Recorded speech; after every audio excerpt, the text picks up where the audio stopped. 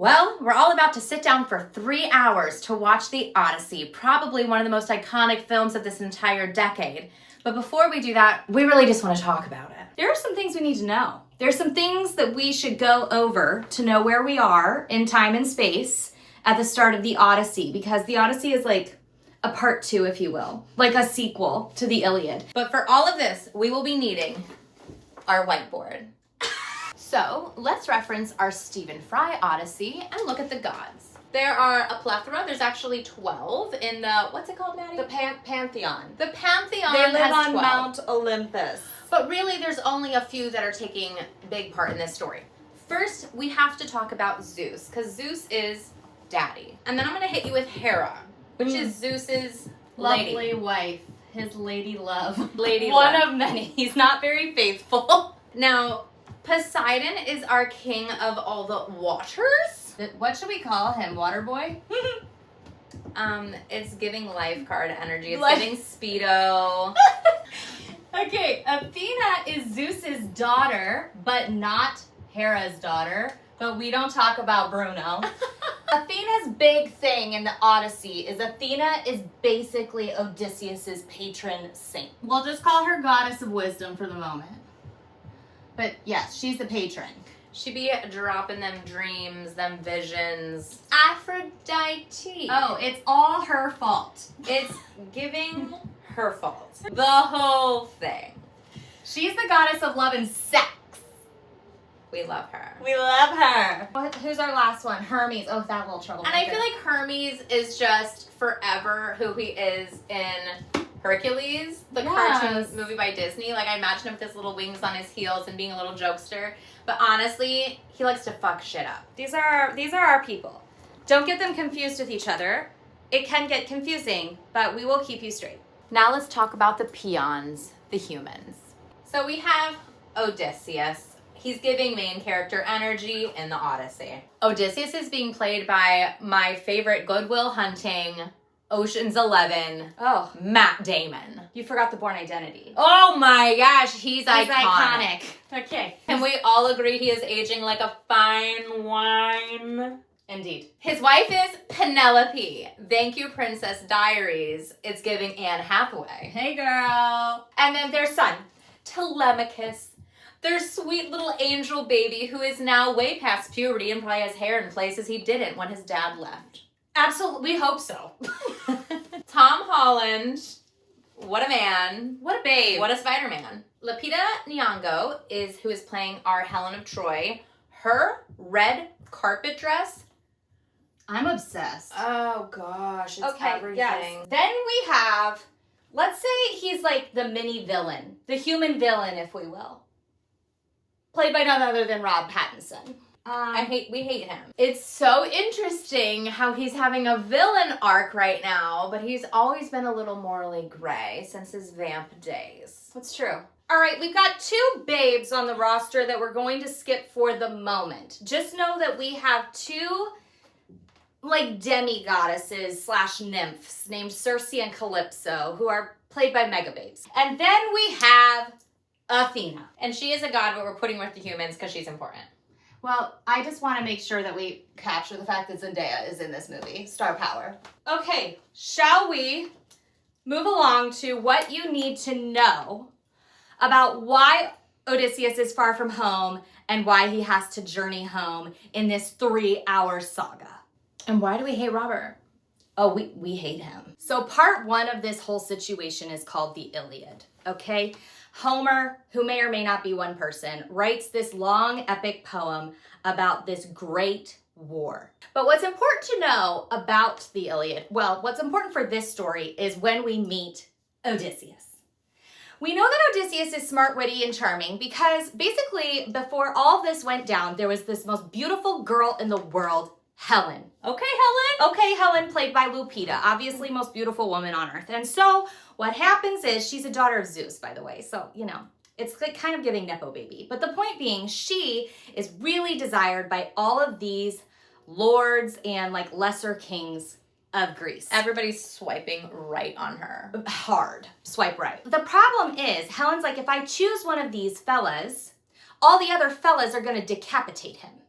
And then we're going to be in the same situation over and over again. And my husband's just going to keep getting killed. God forbid I should conceive a child with any of these men because then my babies will be in danger. It's not giving a good situation. No. So Odysseus says, why don't we all promise that if we all have an equal chance at her, that whoever gets her will swear fealty to her husband. And all the men agree. They swear to be entered into this lottery to get her, that they will swear fealty to whoever wins. Can you imagine? I would feel like a prize No cow. one has ever pulled a lottery for me. I also was like, I would be trying to cheat it somehow so I could get the one I want. I'd be like, he is cuter. So there's these two brothers, Agamemnon and Menelaus, and they are near Sparta at this point. They're great warrior kings. They're very demonstrative great men. Agamemnon more than Menelaus. But regardless, they both enter into the lottery. But Menelaus gets her. Agamemnon's a little salty about this, but we digress. The point being, Menelaus ends up with Helen, and that is the first time we see proof of one of Odysseus's ideas actually worked out super well. Nobody got killed.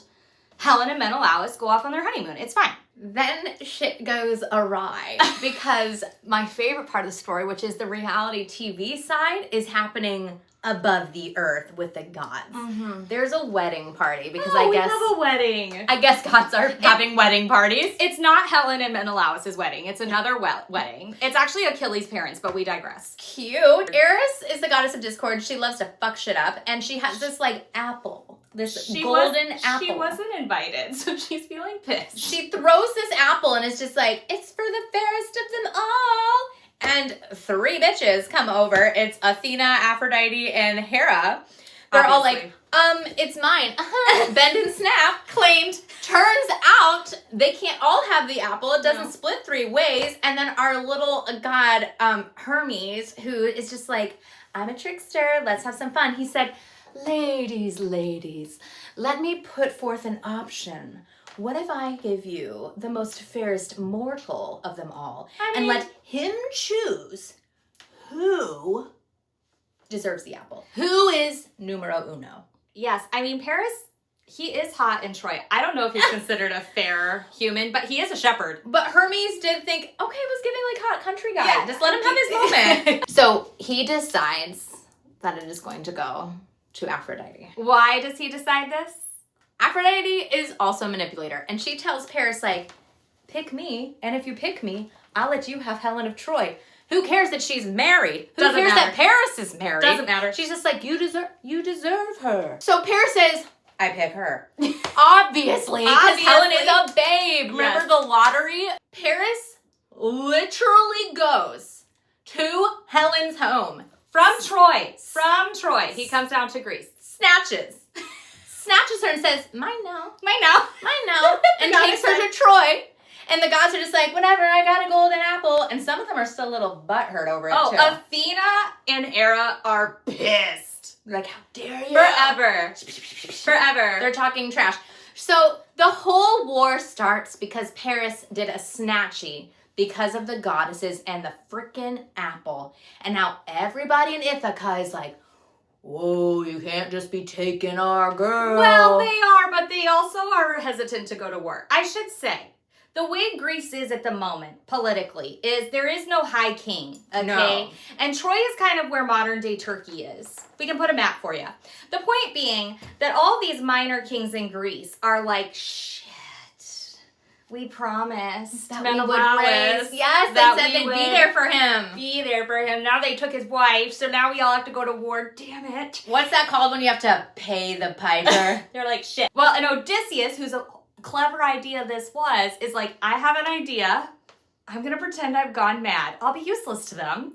And then I can stay in Ithaca. He is the minor king of Ithaca. I'll be able to stay here with my sweet baby beautiful wife, Penelope, and our sweet newborn, Telemachus. But he's not mad, and people can see right through that bullshit. So they do go to war. It's like a moral code thing. They're like, you take our girl, we come and sack your city. So we're just going to kind of fast forward for the first 9 years of the war.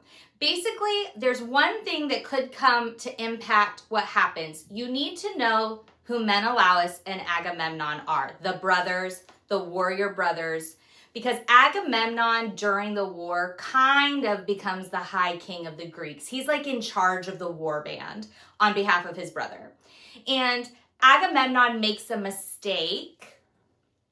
Big mistake, huge.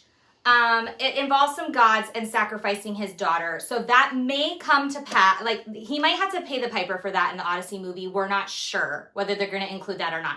Let's get back to Odysseus. Odysseus is the one who comes up with the clever scheme to end the war. Finally, his little babe is going through puberty at this point. They're like, let's go, brah! 10 years later. It's like the little SpongeBob. Yes! 10 years later, finally, Odysseus is like, I had a vision dream. From Athena herself. From Athena, the woman of wisdom. She's my girl. Yep. She said, do this little horsey situation. So what they did is they build this horse. And it is concave, like open on the inside, and 30 of them go inside, close it. Everybody else pushes it towards Troy, making it look like it's like a gift, like, our bad, sorry we've been here trying to sack the city, we're gonna leave. So everybody else pulls out and is like, we're gonna get out of here. So the Trojans are like, oh my God, look at this super cute swag. We won. Let's bring this horse into the city. At night, everybody crawls out of the horse. They open the gates, and all of their men that looked like they left, didn't really leave, psych. They're like, ah! And they sack the city. It is atrocious. We do not believe there was any consent. No. The Trojans are pissed. There's no consent. No consent was had, but they do take Helen back, and they win the war. So the Odyssey is the aftermath of the sacking of Troy and regaining Helen. She probably feels soup's bad. Soup's bad about that. About everything. Yep. That's been going on. Potentially. I also think she may have liked Paris more than she's letting on. We will never know. We will never know how Helen feels in this situation because the poor thing is just kind of like a totem. She's just like a rag doll. passed back and forth. We don't know. She's just the MacGuffin, if you will. Just getting passed all over. Is that something the on a place. McDonald's menu? A McDuffin? A MacGuffin? A MacGuffin? It sounds like a McMuffin. No. The MacGuffin is like the Maltese Falcon in Maltese Falcon. It's like the thing everybody's after. It's what moves the plot forward. But it doesn't really matter what it is so long as there's something that moves the plot forward. I'm totally going to start using MacGuffin. Meanwhile, back in Ithaca, Penelope's just pining and lusting after her man who's been away. He's everything. He's fantastical. And Telemachus is growing into a strapping young gentleman. They're just waiting for their man to come home. But something that's very important to their culture is hospitality. So I think people are maybe taking advantage in this story. Oh, you think? Because the entire crew moves into her house. All of the men who are eligible bachelors, who knows, maybe they're not even eligible. They walk in and are like, hey girl, seems like your man's been away for a while. Want me to warm your bed? They're like, he's probably dead. Want me to be your new man's? Like, they just want She's the like, power. no. She's cute. No, her and Telemachus are like, we're Gross. good, thanks. Enjoy the feast. But honestly, they're there for Years. Years. They just stay and stay until she will finally like agree that Odysseus is dead and pick a new husband so they can be king of Ithaca. It's like so gross. They're giving strong ick. No, it's Strong. so ick. It's giving, why are you still single with no kids at this age? Let me tell you why. Well, yeah, I don't know why they're still single because there's a lot of poor widows. I'll tell you that for free. But the point being, none of these men went to war. So all of these women lost their brave men to Troy, and these men are like, must have been too young or busy I had a or twisted something. ankle. I couldn't go. And now I want to be your man and take over your kingdom. Like, what the fuck? I was on the Ridiculous. shiver. I missed the Missed takeoff. the call. Anyways. So one of Antinous. these guys is Antinous, and he's kind of being the head leading dog at this time. And he's really trying to move in. Oh, he is moving in on Penelope, though, is in her cozy hobby era. And so she has started, like, sewing, weaving, like when they do it like this. She's been, like, weaving this thing, and she goes, you know what? I'll pick somebody when I'm done with this art piece here. But every night when they go to sleep, she goes, and Yeah, she is we taking saw that. it apart. We saw that in the trailer. It is a minor spoiler, but yes, she is basically trying to delay this inevitability as long as possible because obviously she's in denial that Odysseus isn't coming back, and she really doesn't want to pick one of these gross, smelly, drunkard suitors. Maybe she just wants to have a single lady era. You know, like, if it's not Odysseus, maybe she's No single. one. Maybe she swings the other way. Hey, give her a chance. Let's go. If you're like us and you love a high fantasy story, this is truly the OG. You're gonna have crazy creatures. You're gonna have things happening in nature that would not happen on normal planet Earth. And also remember, we have gods at play who are honestly treating the humans like they're chess pieces. They are just at their mercy. It's just pettiness. It's affairs, like torrid affairs. There's gonna be so many casualties. There's gonna be so much death and gore. There's gonna be great monsters. We've got like a cyclops. We've got like a 3-headed sea monster. Sirens. We've got sirens. Yeah, it's gonna be a great visual spectacle. And all of this has been shot on IMAX, like actual film. The actors have said in the interviews it's some of the most physically laborious work they've ever done in film. We're talking on the long ships, with the oars, in the storms. It's gonna be crazy. Ultimately, this is about whether victory is worth it. So the Greeks win. Everyone in this movie is gonna be the Greeks returning home, right? But the question is, like, was it worth it? Was Helen worth it? Was the defeat of Troy worth it? And did they comport themselves well? So here's the thing to think about before you go to the theater. Pee first, because it's 3 hours. Lots of snacks, potentially some tissues, and if you're in your 30s like us, you might need some back support. It's gonna be a marathon, but we can do it. I thought you were gonna say depends. And I said, are we peeing in diapers? No, that would be during for this film? Maybe a different decade of our life. We'll do that.